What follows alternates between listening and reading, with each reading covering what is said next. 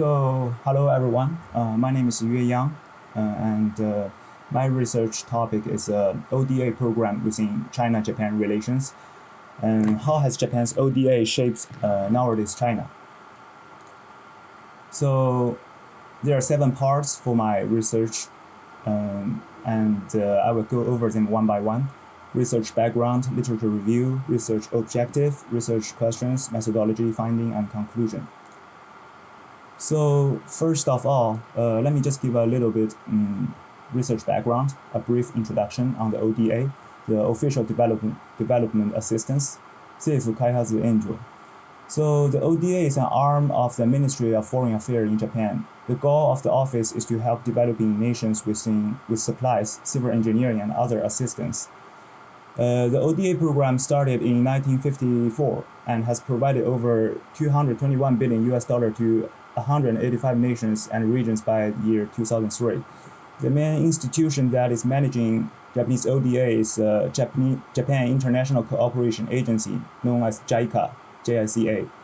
So Japan began providing ODA to China in the year 1979, the year after two countries signed the bilateral treaty of peace and friendship. The assistance totaled some 3.65 trillion yen, contributing to China's economic expansion and its policy of reform and openness. From 1979 to 2013, Japan has provided $24 billion in loan aid and $7,796 million in grant aid, including $6,577 million in technical cooperation, with a total of $32 billion. And here I put a graph of the Japanese ODA to China, and the yellow part is the loan aid, and the green one is the grant aid. The loan aid is the part that Japan first give the money to China, and China, my country, have to pay the money back. So apparently we can see the yellow part exceeds the green one, which means the loan aid is much more than the grant aid. And the government of Japan has decided to end the ODA to China in the year 2018, after China became the world's second largest economy, surpassing Japan in the year 2011. So most Japanese ODA to China was provided in the form of low-interest loans, as I mentioned before, for the construction of major infrastructure facilities such as power stations, railway networks. The program peaked in the year 2000 at some 214.4 billion yen in loans, and it underwent reviews as Chinese economy grew, and the low interest in loans ends in the year 2007. Since then, Japanese ODA has focused on areas such as technical cooperations, including dispatching medical experts or some small-scale grants in aid for the projects such as building schools in rural area, helps China to improve the education level. And here I put the pictures of the China-Japan Friendship Hospital. That's what I said here, the dispatching the medical expert when Japan provides some technical support, technical cooperation to China for the ODA program. And there are also other engineering programs such as the power station and railroad for the infrastructure buildings. And here I list a chart for different parts, such as the power plant, railroad, ports, airports, electricity station, all this infrastructure. So not purely money, but also the technical support. And next part is the literature review.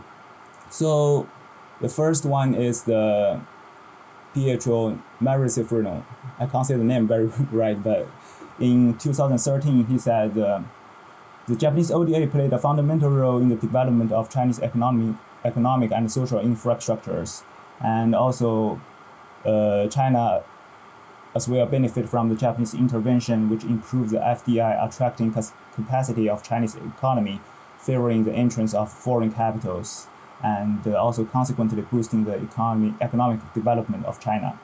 And Chinese scholars Chen Lu and Wei Wei Fan in 2014 said that the Japanese ODA accelerates the development of Chinese economy and society, and Japan also benefits from the loan aid when China paid the money back.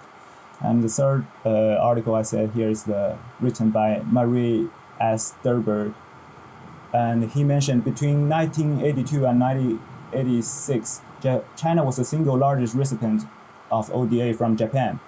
And even after the Tiananmen Square event in 1989, Japan was the first nation to restore the friendly relations with China and start to sending the experts to China for the technical support and cooperation. Okay, so next part is the research objective. So my thesis is, the ODA program within China-Japan relations and how has Japan's ODA shaped nowadays China. And my research area is on the China's national level. So I will be using the quantitative research method. I will firstly do the literature review on the academic articles, such as the literature I mentioned earlier, the previous scholars, their research. And then I will analyze the data and cooperate with the empirical evidence from the statistical data, which I will provide later. So I will primarily focus on two periods. The first is the 20th century, from the year 1979, when which is the first year that Japan started to provide ODA to China, to 2000. That's the 20th century is my first time period. And the second time period is the 21st century, from 2000 to 2018. The ODA, Japan's ODA to China officially ends in 2018. So that's 18 years in the 21st century is my second focus time period. So my research question: how has Japan's ODA program shaped the nowadays China? So this is a little bit broad. So I will, in specific, I will, divide it to like three little questions, branches. So first one is how has Japan's ODA contributed to the economic development of China? The second one is what's the meaning and significance of Japan's ODA program to China? The third is what kind of role has the Japan's ODA played within the China-Japan relations? So that's these three questions I will analyze throughoutly one by one in my research paper. And the next part comes to the methodology, which I said earlier is the quantitative research method. So I will do the case study on ODA, and there will be interviews for JICA's professional experts in the ODA program. As I talked with my advisor Takeishi Sensei yesterday, and he will take me to the JICA's office, and fortunately I will be interviewing some JICA's professional experts who actually involved in the ODA project. So our discussion topic will be like the technical cooperation on the ODA, such as the environmental protection program, and also like the technical cooperation, for example, the China-Japan friendly hospital for the medical care, and the picture I showed before, the hospital one. And also I will do the data analysis on ODA total amount, and that's the grant aid and loan aid. So this picture is from the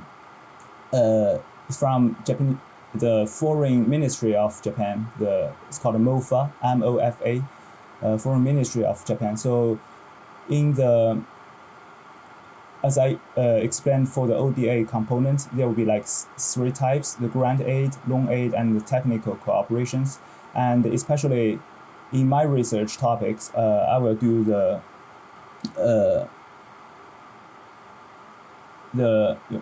technical cooperation part. Here it said the China-Japan Friendship Hospital was established through grant aid, one of the major medical institutions in Beijing, and treating approximately 3,000 patients each day.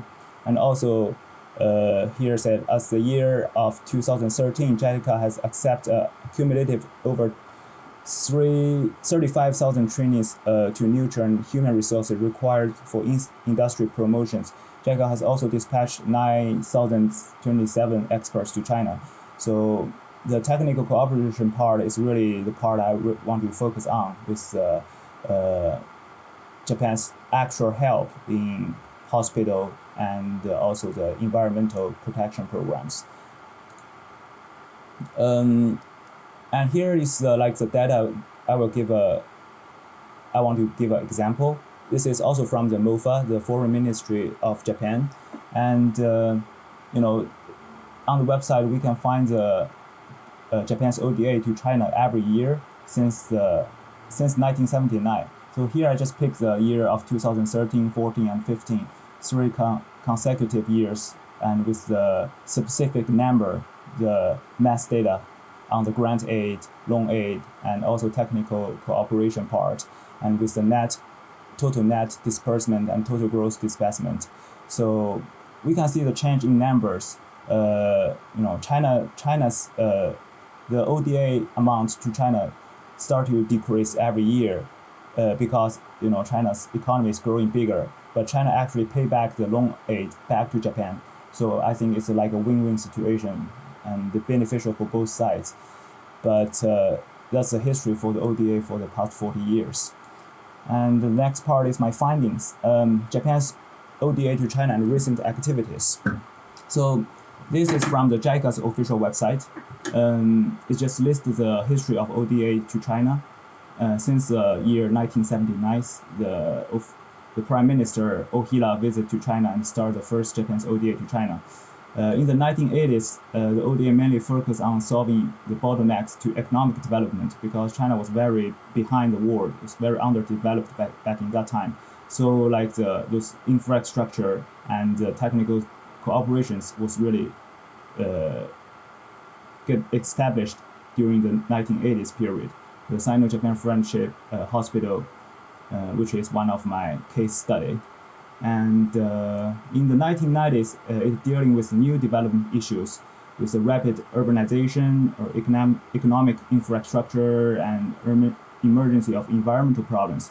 And here, environmental problems is my second case studies, which I will focus on some environmental programs that China, Japan both worked on for the past years on the ODA. And move to the new century, we have the economic cooperation program for China, and up to right now the present, and China-Japan's relations, within the China-Japan relations, the ODA plays a big part in dealing with common issues both countries face. And here it also talks about the environmental problems with the pollution, with the worsened environmental issues. So how has the ODA program benefit? How has the expert worked together to solve the problems? And the next part is also with the focus on the air pollution. So really my research focuses on the technical cooperations on the ODA program with the 2 case studies. And there's a map on the environmental ODA projects in China's. With the specific numbers on the projects in different areas of China. So here comes to my conclusion. For a variety of reasons, many Chinese people do not know much about the Japanese ODA to China. But since the year 1979, over the past 30 years, Japan's ODA to China has played a very important role in China's reform and open, as well as in the social and economic development. From that time to present, China has altogether obtained approximately 3.4 trillion Japanese yen loans, as well as the types of technical cooperation assistance and grant aid, etc. Over the past 30 years, Japan is the largest donor country to China, and China is also the largest recipient country to Japan. Japan's official assistance to China stands for over 60% of all bilateral aid provided to China in all donor countries. And many large-scale construction projects has been built or being built from Japan's yen loans and grant aid can be found in China's province, autonomous regions, and municipalities. There's no doubt that Japan's ODA to China has made a great contribution for China's social and economic development, as well as people's living level improvement. So me as a Chinese student, represent my country, China, I want to thanks for Japan's ODA project that supports China for the past 40 years. However, many young people in my age in China don't really know about the ODA, so they don't give the credit to Japan. So that's why I feel like there's a necessity, there's a need for me to work on this research topic, because I want to show more people that how China has benefited from the Japan's ODA program, and how two countries have worked together on dealing with the environmental issues and also the all kinds of global problems. And here's my reference, mostly from the JICA and the MOFA page, the Japanese Foreign Ministry website and the JICA's official website. And thanks you guys for listening. That's all for my presentation today. Thank you guys very much.